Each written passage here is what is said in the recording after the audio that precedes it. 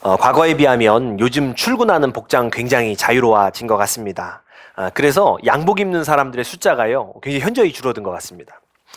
그런데 뭐 여전히 좀 목회자들은 양복을 주로 입고 다니죠. 저도 보통은 양복을 많이 입고 다녔습니다. 그러다 보니까요, 이 양복을 입고 다니다 생기는 일들이 있어요. 제가 한 번은 낮 시간에 이제 교회 살 게 있어가지고 마트에 양복을 입고 갔습니다. 그랬더니요, 어떤 일이 생겼냐면 중년의 부인이 제게 다가오셔서요, 저를 완전히 오해하시고는 물건이 어디 있는지 저한테 물어보시는 거예요. 그러니까 이제 직원으로 보신 거죠. 그래서 제가 이제 또 알면 또 알려줘야 되잖아요, 우리는 또. 그래서 저한테 어느 물건이 어디 있냐 그러길래 제가 뭐라 그랬냐면은, 저는 여기 직원이 아닙니다만 물건은 저쪽으로 돌아가면 있습니다. 이렇게 알려드렸어요. 아, 근데 제가 이제 보니까 제가 이제 양복 때문인 줄 알았어요. 그게 제가 생각지도 않게 이렇게 마트 안내를 하게 된 게 양복 때문인 줄 알았는데, 제가 이제 휴가 중에 이렇게 리조트에 그 프론트에 저도 뭐 필요한 게 있어서 갔더니요, 갑자기 저쪽에서 어떤 사람이 와서 저한테 뭐라 그러냐면 수건 2개만 더 달라고 그러는 거예요. 양복 안 입고 있었거든요. 그래서 제가 보니까 내가 직원 상인가 보다 이런 생각입니다. 우리가 살다 보면은요, 생각지도 않은 일을 하게 됩니다. 갑자기 마트 안내를 하게 되고, 갑자기 프론트 직원처럼 그렇게 오해를 사기도 하지요. 생각지도 않은 일을 우리가 살다 보면 하게 돼요. 내가 꿈꿔왔던 일이나 혹은 내가 관심 있는 일이 아니었는데 어느 날 정신 차리고 보니까 내가 그 일을 하고 있는 경우가 있더라는 거죠.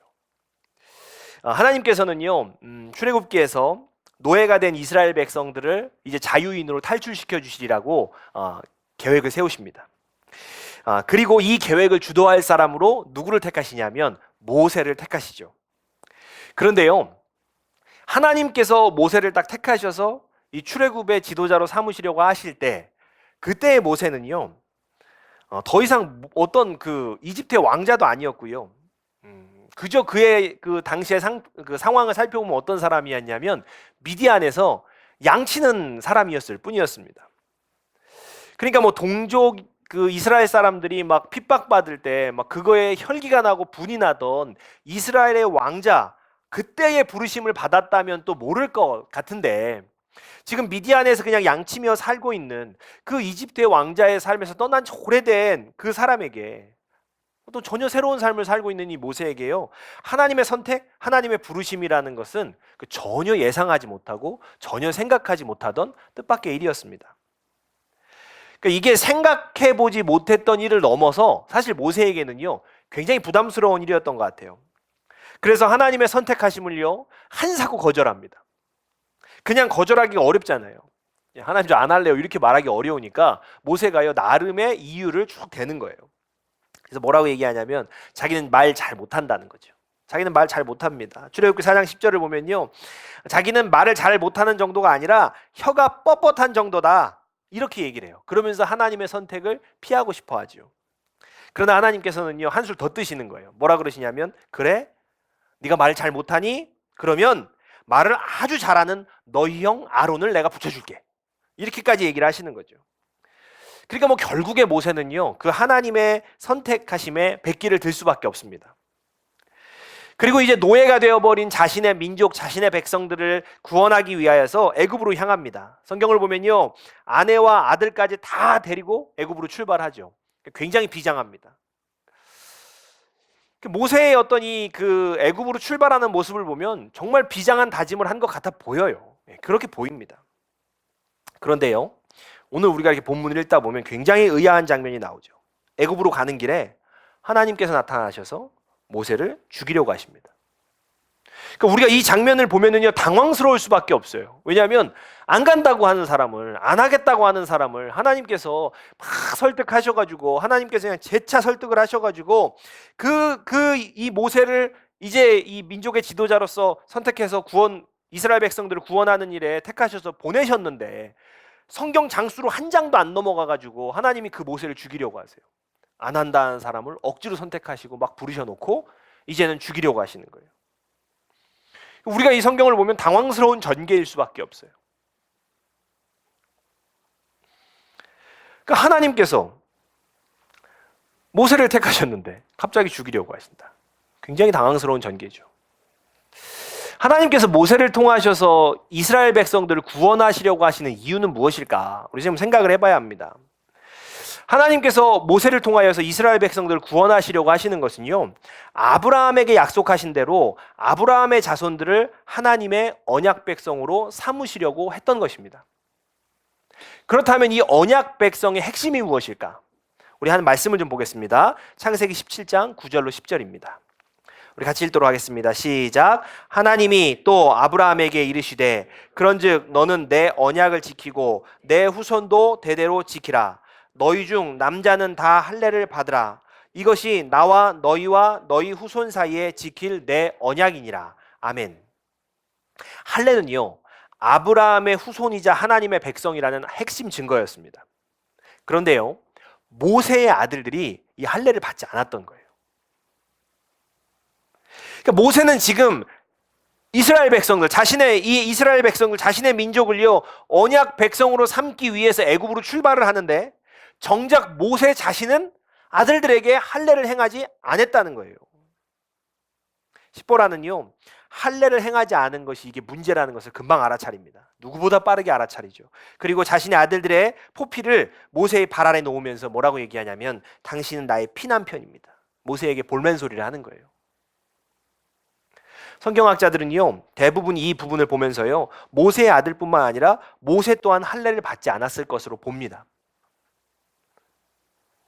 그러니까 아들들뿐만 아니라 자신까지도 언약 백성으로서의 할례를 받지 않아서 이 문제를 키운 그 남편에게요, 그 남편을 막 탐탁치 않게 여기면서 십보라가 이게 불평하고 있는 장면이 오늘 이 말씀인 거예요.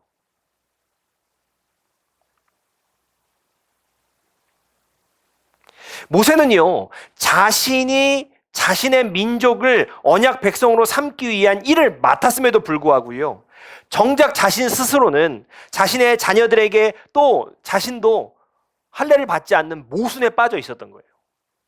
이 민족은 내가 언약의 백성으로 만들어야지, 언약 백성으로 만든 이 일 내가 맡아서 비장하게 출발하는데 정작 자신은 준비가 안 돼 있던 거죠.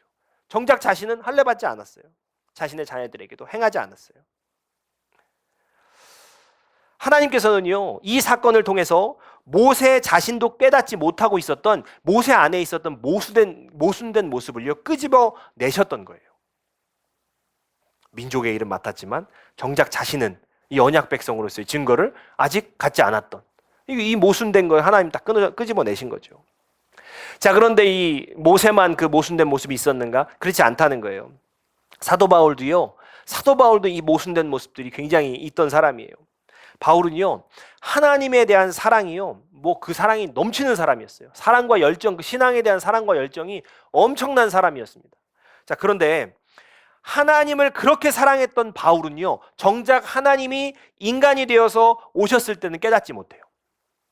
정작 인간이 되어 오신 하나님을 깨닫지 못하는 게 바울의 모습입니다. 그래서요, 예수 믿는 사람을 박해하는 모순 속에 있었어요. 하나님을 사랑하지만 인간이 되어 오신 그 하나님을 믿는 사람들은 박해하는 이 모순 속에 빠져 있던 사람이죠. 그는 사도행전 9장에서요, 다메섹에서 눈이 먼 뒤에 자신이 그렇게 박해하던 그리스도인 아나니아를 통해서 안수를 받고 다시 눈을 뜨게 됩니다. 그리고 세례를 받아요. 자신이 주동하여서 그리스도인 스데반을요, 이 돌로 쳐서 죽이는 일을 주동합니다. 그렇게 스데반이 죽게 만든 사도 바울인데 그리스도인 아나니아를 통하여서 살게 되는 모순 속에 있는 게 사도 바울이에요. 자기가 그리스도인 예수를 믿는 사람들을 박해하고 죽이기까지 한 사람인데 그 그리스도인 때문에 살게 되는 모순 속에 있는 사람, 사도 바울입니다.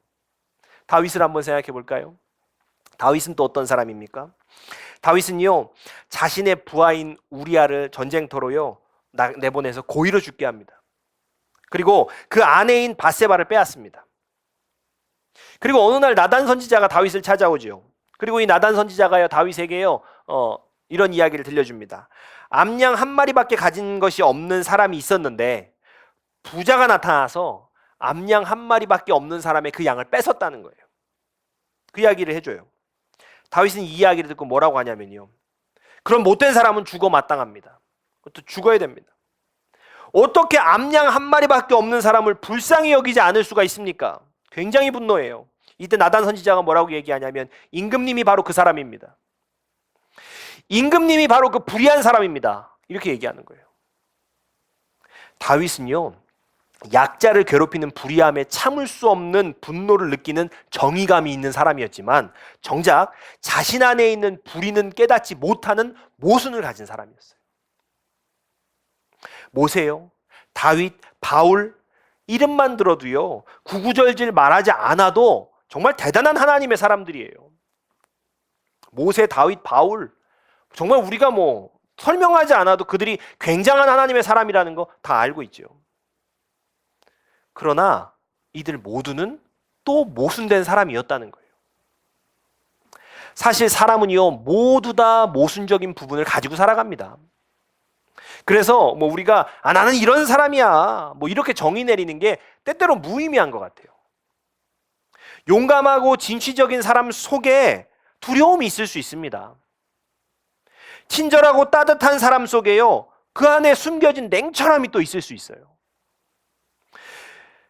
그래서 모순이라는 건요, 사람이 가지고 있는 또 하나의 얼굴이에요. 사람은 모두 다 두 개의 얼굴을 가지고 삽니다. 우리들도 다 두 개의 얼굴을 가지고 삽니다.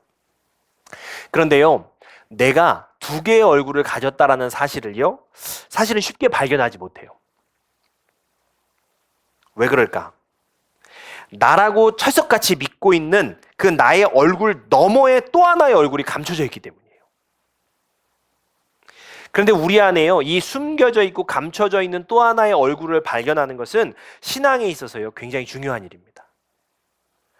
우리 안에 숨어져 있는 또 다른 얼굴을 발견하는 것은요, 우리의 신앙 가운데 굉장히 중요한 일이에요. 그래서 하나님께서는요, 우리의 감춰진 또 하나의 얼굴을 마주하게 하세요. 발견하는 일을 우리에게 허락하세요. 내 안에 감춰진 얼굴을 발견하게 되는요, 사건을 만나게 하십니다. 또 내가 철석같이 믿고 있던 내 얼굴이 아니라고 너에게는 또 다른 얼굴이 있다고 말해주는 사람을 또한 만나게 해주세요. 사건을 통해, 사람을 통해서요, 하나님은요, 우리가 우리 안에 감춰진 또 다른 얼굴을 발견하게 하십니다. 다윗은요, 나단 선지자가 아니었으면요, 자신의 모순을 평생 깨닫지 못했을 거예요. 모세요, 언약 백성도 아니에요. 그의 아내 십보라는 미디안 사람입니다. 그 십보라가 자신의 자녀들에게 할례를 행한 것을 보지 않았다면, 또 그 자신의 아내에게요, 당신 정말 나를 피 흘리게 하는 남편입니다, 그 핀잔을 듣지 않았다면요, 자신의 모순을 깨닫지 못했을 거예요. 바울이요, 다메섹에서 눈이 멀고 자신을 그렇게 핍박하던 그리스도인에게 세례를 받는 일을 경험하지 못했다면 자신 안에 있는 모순을요, 깨닫지 못했을 거예요. 그리고 이 사람들은요, 모두 다 자신 안에 있는 모순을 깨닫고 난 뒤에 전혀 다른 사람으로 변화가 돼요. 이게 중요한 거죠. 신앙생활에서 우리 안에 모순된 얼굴을 발견하는 것은 그것을 만나고 나면 전혀 다른 사람으로 변화된다는 거예요. 다윗이 나단 선지자를 만난 뒤에 자신의 두 얼굴을 깨닫고 쓴 시가 시편 51편이에요. 그는 자신의 모순을 깨닫고 나서 이렇게 고백합니다. 우리 같이 한번 읽어보겠습니다. 시편 51편 10절입니다. 시작. 하나님이여, 내 속에 정한 마음을 창조하시고 내 안에 정직한 영을 새롭게 하소서. 아멘. 다윗은 자신의 모순을 깨닫고 나서요, 하나님께 두 가지를 구합니다. 첫 번째는 정한 마음이고 두 번째는 정한 마음은요, 히브리어로 타호르라는 거예요. 타호르. 하나님께서 출애굽기에서 모세에게요, 언약궤를 순금으로 감싸라고 명령하실 때 이 순금이 바로 타호르입니다.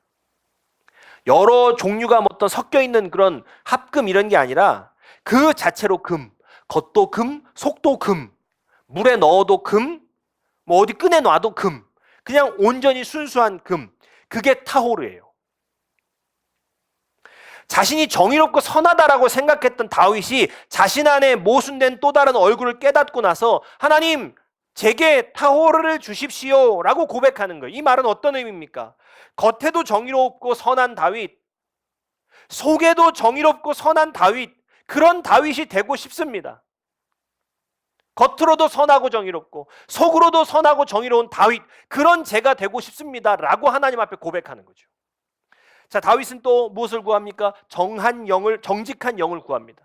정직한 영을. 정직한은 쿤이라는 동사예요. 세워지다라는 말입니다. 그냥 세워지는 게 아니에요. 어느 각도에서 보아도, 앞이든 뒤든 옆이든 어느 각도에서 보아도 정말 수직으로 딱 세워져 있는 것을 이 쿤이라는 동사로 표현을 합니다. 다윗이 우리아를 죽이고 밧세바를 취할 때요, 저 멀리서 지켜보고 있던 백성들은 몰랐습니다. 다윗은 최고의 왕이고 백성들을 사랑하는 왕이고 하나님을 사랑하는 왕인 줄 저 멀리 있는 백성들은 그렇게 알고 있었어요. 자, 그런데요, 가까이 계시는 하나님은요, 다윗 가까이 계신 하나님은 다 알고 계셨어요. 가까이에서 보신 하나님께서 보신 그 다윗은 그런 사람이 아니었어요. 다윗이 제게 정직한 영을 주십시오라고 하는 이 말은요, 주변 사람들이 보는 나와 하나님이 보시는 내가 동일하기를 원합니다. 그런 기도예요. 그런 간절한 기도예요. 하나님이 다윗을 왜 사랑했는지 아십니까? 다윗은요, 자신 안에 감춰져 있던 또 다른 얼굴을 마주했습니다. 그리고 그것이 내가 맞음을 인정했어요. 그 모순된 내가 맞구나 인정했어요. 사실 이 과정이 결코 쉽지 않습니다. 그러나 이것을 인정하는 것이 하나님이 원하시는 것이라는 것을 다윗은 믿었어요. 확신했어요. 그래서 다윗은요, 시편 51편에서 계속해서 이렇게 고백을 합니다. 51편 17절입니다. 우리 같이 한번 보겠습니다. 시작. 하나님께서 구하시는 제사는 상한 심령이라. 하나님이여 상하고 통회하는 마음을 주께서 멸시하지 아니하시리이다. 아멘. 우리는 이 상한 심령에 대해서 이 말씀만 딱 잘라놓고 보니까 그동안 좀 잘못 이해한 부분이 있습니다. 상한 심령은요, 고난을 만나고 힘든 일을 겪은 사람들의 마음이 아니에요. 이런 맥락에서 보면 상한 심령은 내 안에 숨겨진 또 다른 나의 얼굴을 발견했을 때 그것을 인정하고 싶지 않아서 대항하고 맞서는 대신에 괴로운 마음을 무릅쓰고 인정하는 거.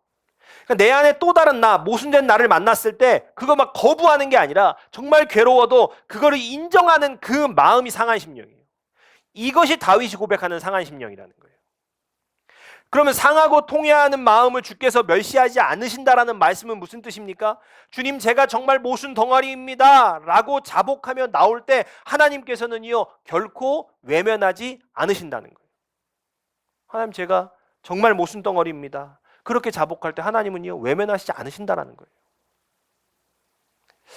유다왕 여호야김 시대에요, 하나님께서는 예레미야를 통해서 너희들이 이 악한 길에서 돌아서면 너희들을 용서하겠다라는 메시지를 주세요.